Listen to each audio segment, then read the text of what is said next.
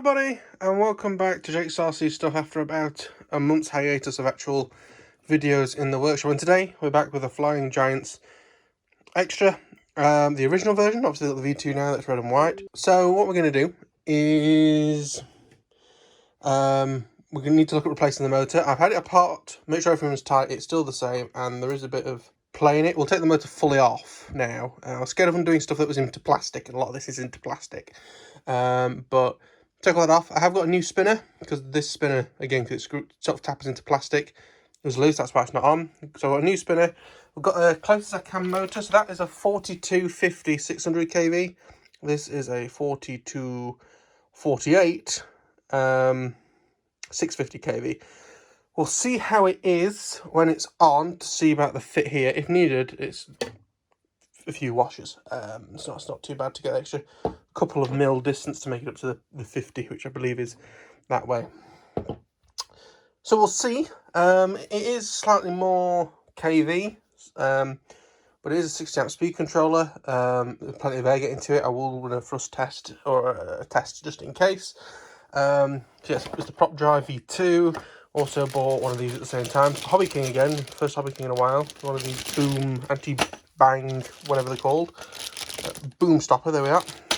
Boom stopper. Just part of an order from China. I did end up doing two because of the shipping, because I also bought some batteries. Which even by the time I got them in the UK, they were A, in stock, B, exactly what I wanted, because it was them 5210C LiPos or 12C LiPos. And also by the time I got it here and shipped, they were about the same price as the 50 quid ones I'd have paid for in the UK that weren't exactly what I wanted. So I did that, but I need to give my parents a quick call about something, and then we will start with taking this apart.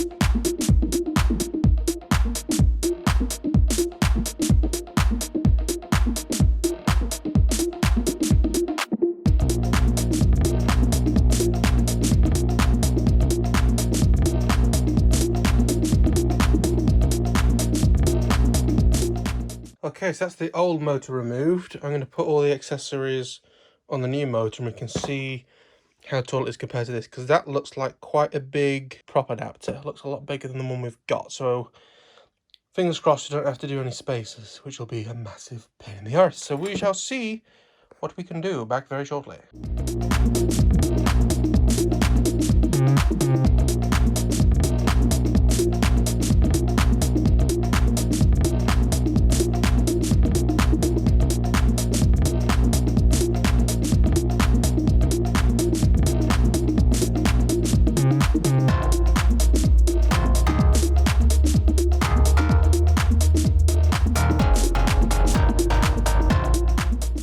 Okay, so here comes the moment of truth, really. If we try and level them up, if you can see,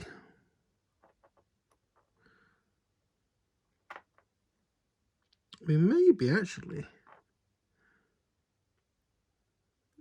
about right.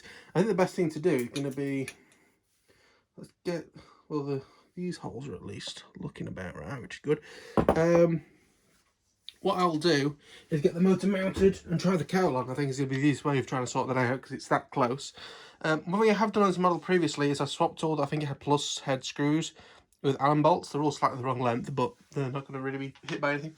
So let me get the new motor installed. We'll fit the cowl, that's what I'm looking for, and see where we go from there. So bear with me a moment.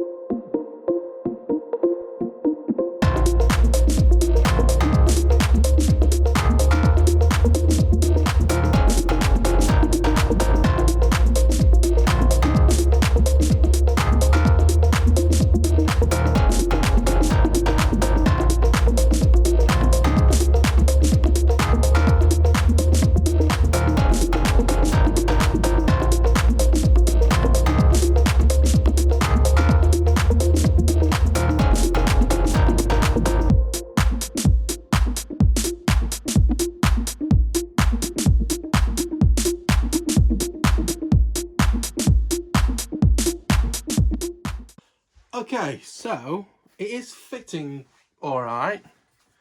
It is certainly a much lower gap, which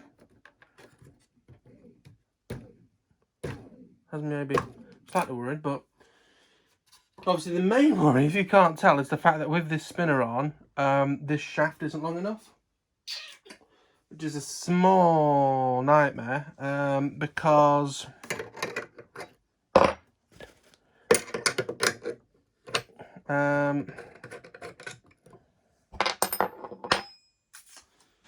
yeah, it's a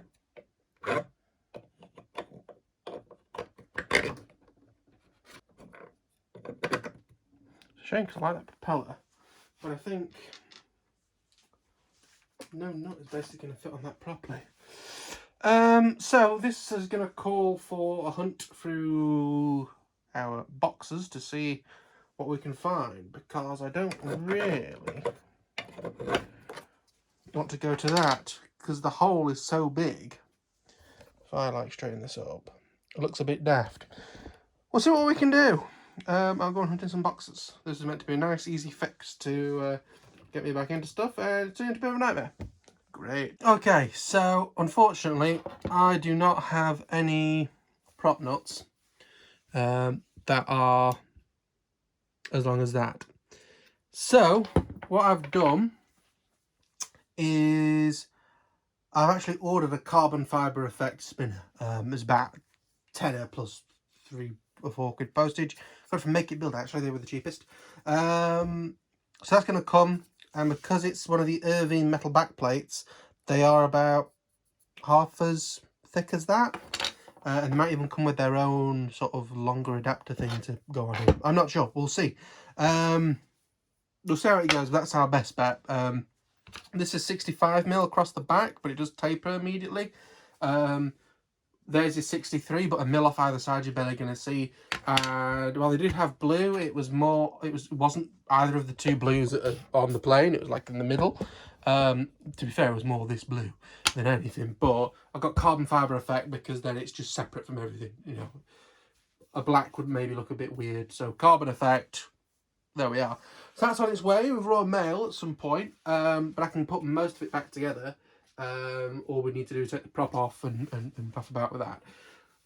What we'll do, just for a bit of fun, is I think I can already see what the issue is with this motor, but we'll take the back plates off just to check it isn't the bearings.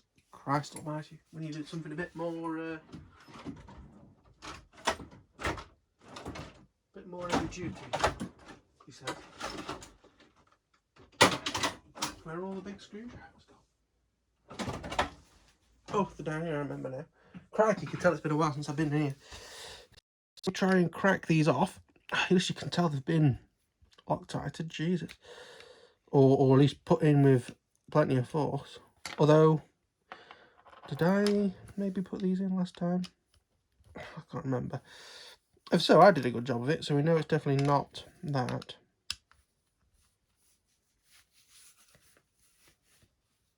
Christ almighty. It's annoying that the one spare that they don't sell for the V2 is the motor, because I'll just put the V2 motor in. I think it's the same anyway, but if not, it would have been close enough. But if not, that was honestly the closest motor I could get, and it was fairly cheap. I think it was less than 20 quid. It might have been like 12, if I remember correctly. So it's hard to see, but it doesn't look like it's the bearing itself, which is underneath this split ring. In fact, can I undo this? Well, it's not a split ring, is it? But collet. Can I undo this collet, or is that immediately rounded off? I think that has it immediately rounded off, so that's good. Christ. Well, I don't think it's the motor, or it's well, it's obviously the motor. I don't think it's the bearings, but if I show you, I'll see if I can zoom in, and I will. If you look at this magnet, it is stuck a lot higher up than the one next to it, if you can see what I mean. And there's even a better one. So this, the red one that you can see there, is a lot further up. You can see the gap between the magnet and this casing. That red one there isn't. I think what's happened is it's a 3D plane, so it's unsurprising. and it has actually, the magnets have moved, and ultimately that's what's causing the problem. Earlier it was grinding. It seems to sort of freed itself up a bit. Now I've spun it a bit, but yeah, I think that's what it is. I think them two magnets have come loose. So what I'll do, just for spare's sake, is I will take off the prop adapter. But other than that, I'll cut the wires off, and this motor can go in the bin, as the Mighty Car Mods folks would say. There